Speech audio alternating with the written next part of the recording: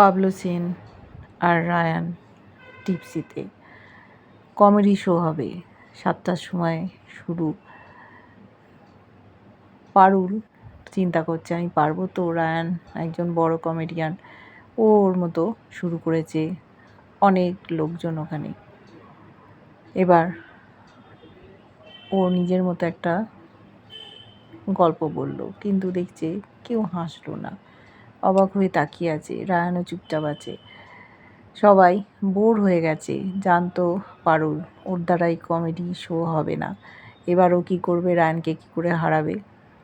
অন্যান্যরা বলছে ডিজে চালিয়ে দাও, গান হোক, ড্রিঙ্ক করছে, কিন্তু মন খারাপ করে দাঁড়িয়ে আছে পারুল, অর্থাৎ মাসির ছেলে পাবলো।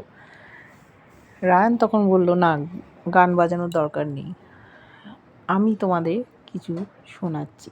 এবার ওর কমেডি শুরু করলো। ওর কমেডি শুনে সকলের সে কি হাসি।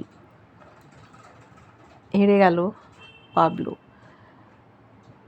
সকলে উচ্ছ্বাস দেখাচ্ছে। এবার পাবলোর কাছে এসছে। পাবলো অর্থাৎ পারুল ভাবছিল এত প্রশংসা করছে, আমার মনে হচ্ছে ছুটে গিয়ে রায়ানকে জড়িয়ে ধরি, ওর জেতাটাই তো ও উপভোগ করে, কিন্তু বোঝে না রায়ান। রায়ান এসে বলছে, কি মাসির ছেলে, তুমি কিছুই পারলে না, বড় বড় কথা বলেছিলে, তার মানে আমরা এক এক হয়ে গেলাম, তুমি হেরে গেলে। ওখানে সুতীর্থও ছিল, বুঝে গলা ফাটিয়ে তো অনেক জ্ঞান দিয়েছিলে, পারলে না তো। তখন পাবলো বলতে শুরু করেছে, দেখো, এটা নয় তুমি জিতে গেলে, কিন্তু আমাকে হারানো খুব কঠিন। ক্রিকেট বলো, ফুটবল বলো, এমনকি অভিনয়, সব জায়গায় আমি তুখোড়, আমাকে হারানো তোমার পক্ষে মুশকিল হয়ে যাবে। বলছে, তাই নাকি? বললো, হ্যাঁ। তখন বলছে, আবার চ্যালেঞ্জ করছো? বলছে, হ্যাঁ, আমি চ্যালেঞ্জ করতে ভালোবাসি। চ্যালেঞ্জ করেই পারুল রায়ানকে সঠিক পথে নিয়ে আসতে চায়। বলছে, ঠিক আছে, আমি আবার তোমার মুখোমুখি হব। কলার ধরে টেনে মুখের দিকে তাকিয়ে আছে রায়ান, চুপচাপ দেখছে। তারপর ওকে ছেড়ে দিয়ে বেরিয়ে চলে গেল। সুতীর্থ ওর পেছন পেছন গেছে, মল্লার আড়ালে ছিল। যেই ওরা বেরিয়ে গেছে, পারুলের কাছে এসছে।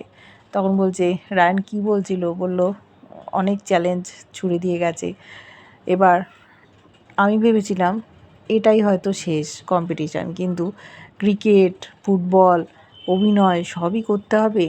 আমাকে কি শেষ পর্যন্ত ক্রিকেট খেলতে হবে রায়ানের জন্য? কি করে করব, আমি তো এসব জানি না। হাসছে মল্লার।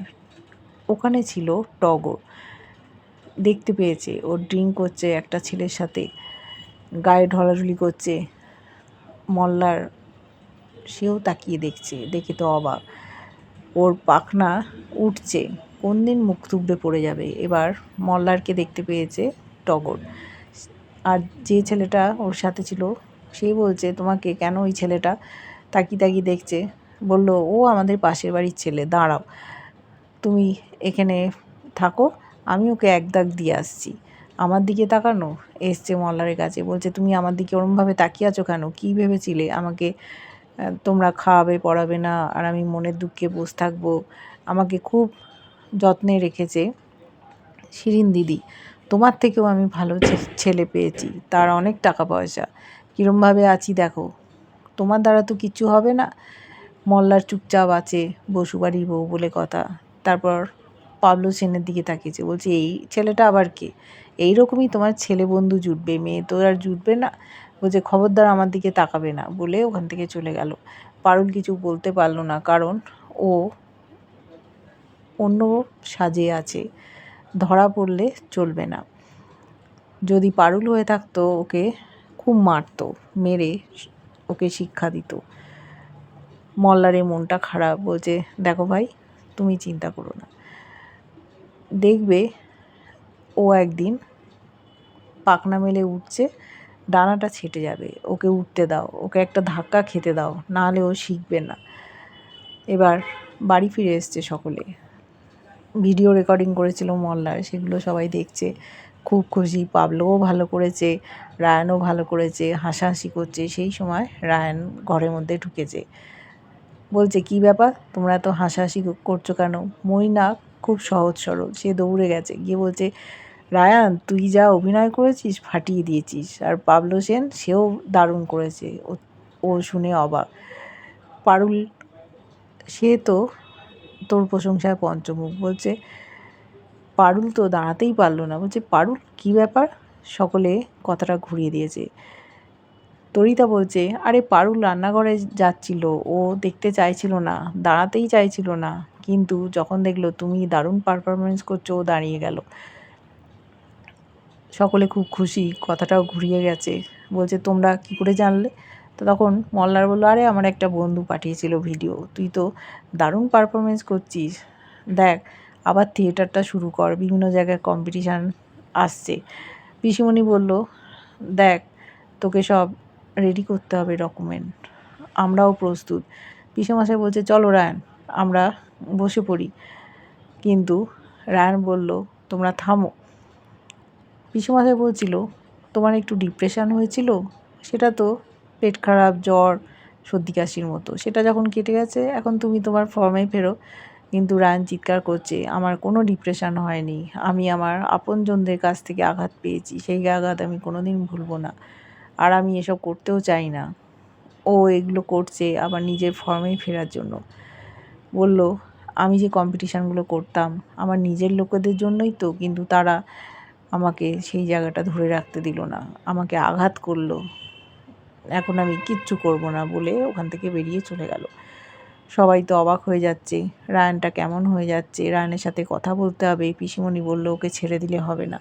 এদিকে রুক্মিণী আর ওর বর দুজনে মিলে বাড়ি চলে গেছে। ঋত্বিকের ঠাম্মি সে একটা উপহার স্বরূপ খাম দিয়েছে, বলেছে দেখো আমি জানি কে কেমন, তোমায় যদি এক গাদা ভারী ভারী গয়না দিতাম তুমি আলমারিতে তুলে রাখতে পড়তেও না, তাই তোমাদের একটা হানিমুনের টিকিট কেটে দিলাম, তোমরা কেরালায় যাবে, সেখানে আনন্দ পাবে, ঘুরবে ফিরবে, আমাদের বংশধর নিয়ে আসবে। কোনো কথা বলছে না রুক্মিণী, ঋত্বিকও মাথা নিচু করে আছে, বলছে দেখো লজ্জা পেও না, আমার এতটাও বয়স হয়নি, হতে পারি ঠাম্মি, যাও দেরি করো না, কালকেরই ফ্লাইট, গোছগাছ করে নাও। অবাক হয়ে যাচ্ছে ঋত্বিকের মা, কী ব্যাপার, যাদের সহ্য করতে পারছিল না তাদের হানিমুনে পাঠাচ্ছে। ঋত্বিকের বাবা আর ঠাম্মি ছিল, ইশারা করে ছেলেকে দিল যাতে বউ ওখানে না থাকে, বলল 2 কাপ চা নিয়ে আসতে। চলে গেল ঋত্বিকের মা। তখন বলছে দেখো মা তুমি ঠিক কাজ করেছো, এই বসু বাড়ির মেয়ে কিনা আমাদের বাড়ির বউ হবে, এটা কিছুতেই হতে দেওয়া যায় না, ওদেরকে জব্দ করার জন্যই পাঠাচ্ছে কেরালাতে। আর ঋত্বিক ওদের পরিবারের ছেলে ঠিক কথা, কিন্তু বসু পরিবারের ঘর জামাই হয়েছিল, এটাও মেনে নেওয়া যায় না, ওদের বংশের সন্তান নিয়ে আসবে, এটা কখনোই সম্ভব না। পারুল যে ব্যবহারটা করেছে তার প্রত্যেকটা হিসেব নেবে, আশুতোষ বসুর কাছে ক্ষমা চাইতে হয়েছে, এটাও মেনে নিতে পারছে না ঠাম্মি। বলছে ঋত্বিকের বাবা প্রয়োজনে ঋত্বিককেও শেষ করে দিতে হবে। তখন তার মা বলছে এই না হলে আমার ছেলে, এই জন্যই তোকে আমি ভালোবাসি, যদিও ছেলে যদি চলে যায় কষ্ট হবে, কিন্তু তবুও ছেলে বউ দুটোকেই একসাথে শেষ করে দিতে হবে। ঠাম্মি বলছে আমাদের টিকিটটা ঠিকঠাক কেটেছিস তো? সেই সময় চলে এসছে ঋত্বিকের মা চা নিয়ে, যদি শুনতে পায় সেই জন্য কথা ঘুরিয়ে দিয়ে বলছে ওদের টিকিটটা ঠিকঠাক কেটেছিস তো? হোটেল বুক করেছিস 5 স্টার হোটেল? তখন ওর মা বুঝতে পেরেছে কথাটা কিছু ঘুরিয়ে দিল, কী ব্যাপার বুঝতে পারছে না, সন্দেহ হচ্ছে হঠাৎ করে এত পরিবর্তন। এদিকে যখন পারুলরা বাড়িতে সব আলোচনা করছে সেই সময় রুক্মিণী ফোন করেছে। রুক্মিণীর মা পিসিমণির সাথে কথা বলাতে চাইছে। তখন রুক্মিণী বলছে পারুল আছে? বলল হ্যাঁ আছে, স্পিকারেই দিয়েছে। বলছে পারুল আমরা হানিমুনে কেরালায় যাচ্ছি। কেরালা? মুখটা থমথম করছে, এ তো ভালো লক্ষণ না।